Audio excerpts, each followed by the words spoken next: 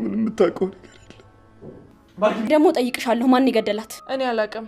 ልቀቀኝ፣ እንደሞተች ማየት አለብኝ። ሊዲያ ባልታሰበና ባልተጠበቀ ሰው እንግዲህ በሄኖክ ታግታ ከቤት ከወጣች ሰንበትበት ብላለች።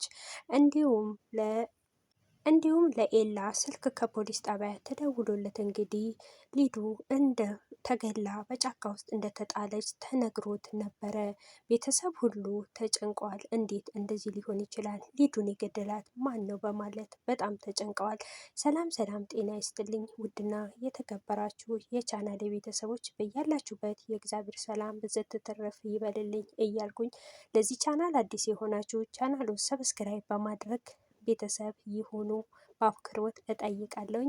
ነባሮች ደግሞ ላይክ እና ሼር ማድረጋችሁ እንዳይረሳ። እንዲሁም ላይክ እና ሼር እያደረጋችሁ ለምታበረታቱኝ እህት ወንድሞቼ በጣም አመሰግናለሁ። ክብረት ይስጥልኝ።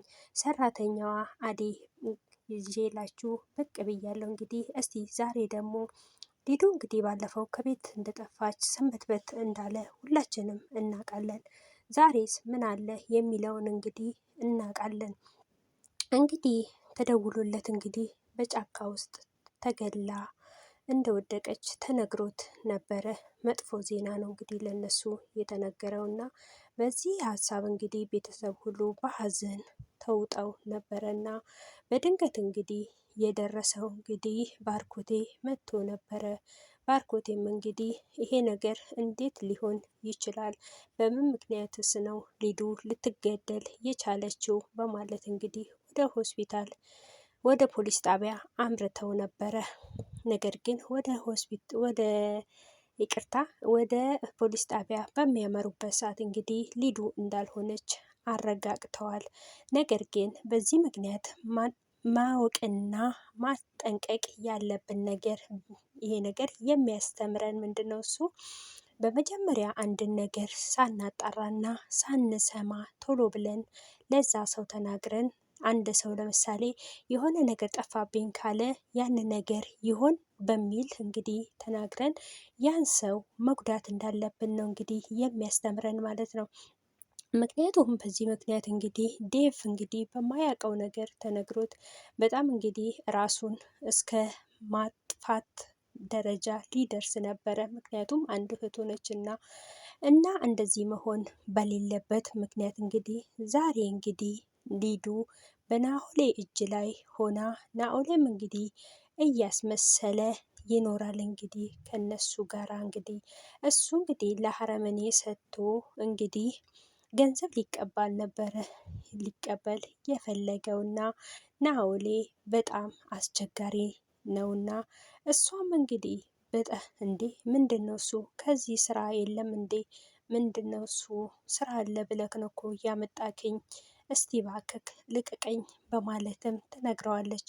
ምን ነው ከመጣሽ በኋላ ወደ ኋላ አታፈግፊጊ፣ ይሄን ስራ ለመስራት ነው እኮ የመጣሽው በማለት እንግዲህ እውነቱን አስፈርጦ ነገራት እና እንዲሁም ለሌላ ሰው አሳልፎ እንድትሰጥና ምክንያቱም ሴትነቷን አሳልፋ እንድትሰጥና ገንዘብ እንዲቀበል ነበረ ይህ እሱ የነገራትና እሷም እኔ አልፈልግም በማለት እንግዲህ ትታገላለች። አንቺ ገንዘብ ካልፈለግሽ እንግዲህ ከአረቡ ጋራ ግንኙነት አድርጊና ብሩን ደግሞ ለእኔ ትስጫለሽ ነበረ ያላት። እንግዲህ ምክንያቱም እሱ አሳልፎ ለአረብ ነበረ ሊሸጣት። እኔ ከለቀኩሽ በኋላ ግን አዴንና ለምለምን ለኔ ታባቢያቸዋለሽ፣ ከዛም በኋላ ስራ አለ ብለን ወደዚህ ማምጣት አለበት ትለዋለች። እንግዲህ ይህን ነገር ፍቅርና አንተ እንዳወራችሁ እራሳችሁ መጨረስ አለባችሁ በሚል እንግዲህ ቁርጥ ያለ መልስ ነበረ የመለሰችለት። ናኦል እንግዲህ ቤተሰብ አንቺ እንደሞትሽና በህይወት እንደሌለሽ ነው ቤተሰብ እያወቀ ያለው እና እንዴት ነው የሚሆነው? በቃ እሷ ሞተች ብለክ ነው የተናገርከው ዴቭ፣ እኔ እንደሞትኩኝ አመነ ማለት ነው ብላ እንግዲህ እሷም በጣም ማዘንና በጣም ተግሳ መውጣት እንዳለበት ትለምነዋለች። እባክክን እህት የለክም፣ እባክክን እናት የለክም እያለች ትለምነው ነበረና እሱም እንደማይለቃትና ብር እንዲፈልግ ነው የፈለገው። እንግዲህ ሊዱ በጣም ተጫዋችና እንትን ሰው ስለሆነች፣ ነገር ግን እሷ ከፈጣሪ ጋር የሚያጣላ ስላ ከሆነ አልሰራም ብላ ነበረ። ነገር ግን ያው ስትሄድም ያው የሀጸያት ስራ ነው የገጠማት።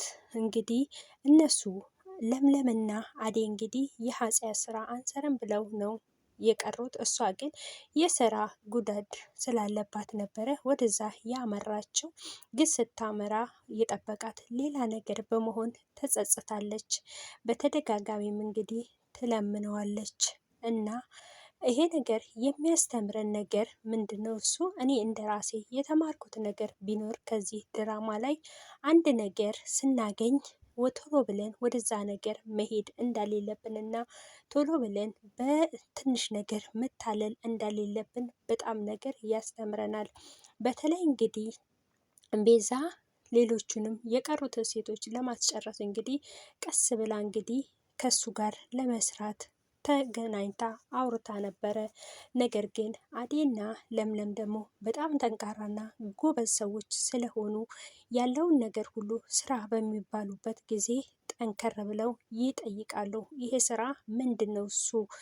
ይሄ ስራ ስኬት የመጣ ነው ይላሉ ማለት ነው። እና ነገር ግን እሷ ስራውንም ሳትፈልገው ብቻ ስራ ስለተባለች ቶሎ ነው የሄደችው። እንግዲህ ከዚህም በፊት አዴ ታግታ ስለሆነ እንግዲህ እሷን ያገታት ሰዎች እንግዲህ ከፖሊሶች ሲሯሯጡ ነበረ። ያው እንግዲህ ዴቭም እነሱ ጋር ነበረ ሄዶ እነሱን ያነቃቸው። እነሱ ግን እሷን ሊዲያን እየፈለጉ ነው እንጂ ምንም ሊዲያን እንዳልደበቁ ኤላ ይነግረዋል።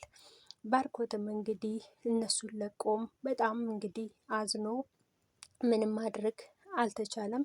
እንግዲህ ቤዛና ፍቅርም አይጥና ድመት ሆነው እንግዲህ አሁንም እንትን ብለዋል። ምክንያቱም ሊዲያ መጥፋት እጅ ስላለበት እና ጭራሽ አልለቅሽም፣ ሁለታችሁም እጃችሁ አለበት በማለት እንግዲህ ናኦሌ አስፈራርቷት ነበረ፣ ፍቅርን ማለት ነው። እሷም በጣም ፈርተውታል። ነገር ግን ያው በሱ እጅ እስካሉ ድረስ ምንም ነገር ላያመጡና ምንም ነገር እንደማያደርጉ ናሆልም እንግዲህ አሁን ላይ ደረቱን ደፍቶ እንደፈለገው እየተናገረ ነው። ሊድ እኮ በህይወት የለችም እኮ ገለዋት በማለት እንግዲህ ሁሉም በጣም ተናዶ እንትን ብለዋል። ፍቅር ግን እንዳልተሸነፈች አሁንም ሳይታወቅብሽ እኮ ትነግሪኛለሽ እንዴ? ማን የገደላት? ናኦል የገደላት በማለት እንግዲህ ደጋግማ ቤዛን ትጠይቃታለች። ፍቅር ቤዛ እንግዲህ ምንም እንደማያውቅ ሰው ትሸመጥጣለች። ነገር ግን ቤዛም ምንድን ነው እሱ በማለት እንግዲህ ባርኮት ይጠይቃቸዋል።